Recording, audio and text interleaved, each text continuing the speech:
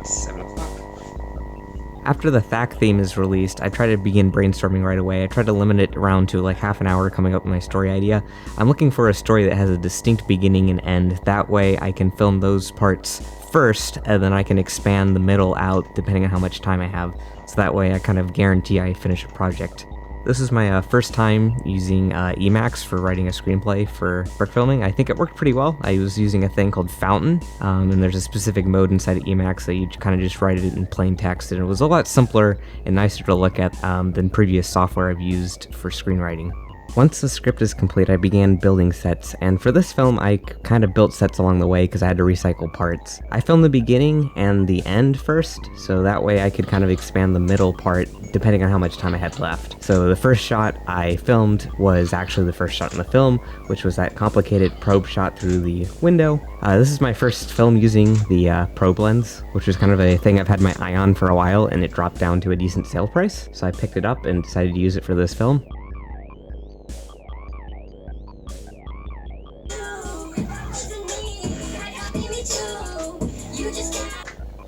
It was a bit of an interesting thing. My initial plan was to film the entire film with the probe lens, but I quickly discovered that 24mm is actually way too wide, especially on a full-frame camera, which I was using. So I had to swap and use my normal lens, the 24 through 70 f2.8L lens that I've filmed most of my stuff on.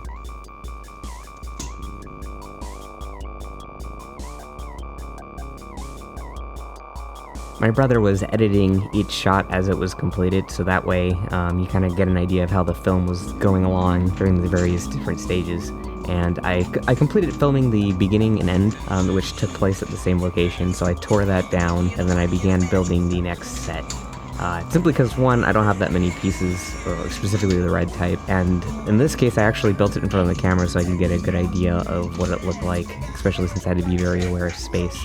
For this film, I was using, once again, my Moco rig. Automates slider movement as well as focus and zoom, although I only use focus for this one. The original plan for THAC was I was going to be using my NAS, which is network attached storage. It's basically a external drive that's connected on the network that any computer with login credentials can log into. Unfortunately, I had upgraded to Fedora 31 and they changed some security things, so that wasn't working on the day of THAC. I reverted back to the method I've used for most years, which is basically just exporting all the raw frames onto an external SSD, which is fine. It's just a slowdown because I have to spend all this time copying the files over, and then it stops editing because then the editing computer has to be taken for me to transfer the files. That being said, it isn't too much of a slowdown, and you can do other things or take a break while it's transferring files. And the other thing that was a big change in terms of speed was I had been using an external hard drive previously to transfer stuff, and this time I was using a Samsung T5 SSD, so the transfer speeds were much faster. But hopefully next year, or whenever I do THAC again,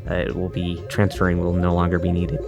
This is the second brick film that I've edited in Resolve, and it's been pretty nice because it eliminated my old workflow, which used to be going first into Photoshop to edit the raw photos and exporting to TIFF, and then importing the TIFFs into Premiere. And using Resolve, basically you can import the raw frames from the camera directly into Resolve and edit it just like it is video, but you get all the editing power of raw images, but it says video. So it's much faster than the Premiere workflow. I actually greatly enjoy color grading, and I think the editing is actually easier Resolve, although it took some getting used to.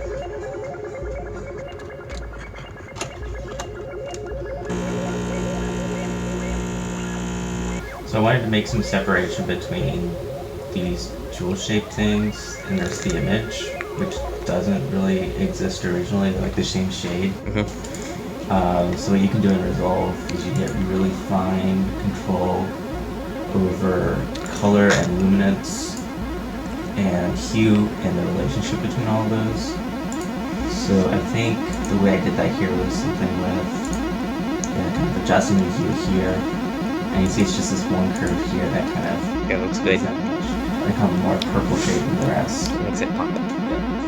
The probe lens was essential for the look of this film. I was able to get angles that were basically impossible to do with the DSLR before I got this lens. It was a bit of a learning curve. 24mm is extremely wide, as I mentioned earlier, but that's actually an advantage because you can get shots that don't look like they're from a brick film. So this is a good example of a point of view shot where I blue tacked a gun to to the front of the lens, and because it's so wide, it actually looks like the minifigure is holding it. The music for the film was composed by my brother during the contest in Bitwig using a Eurorack and a bass and then a few other synths. Once everything was done, I basically edited and added some sound effects, recorded several myself, and then exported the final thing and uploaded it to YouTube. I actually had to export twice because I copied a typo because late at night, and then I exported it and caught it and then re-uploaded. That slowed me down a bit, but overall, not too bad.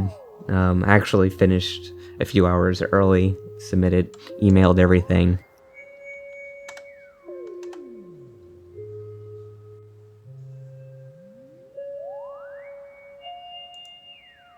As you can see, I had a little over 3 hours of extra time to submit, so I checked, waited for it to upload to 4K, and then went to bed.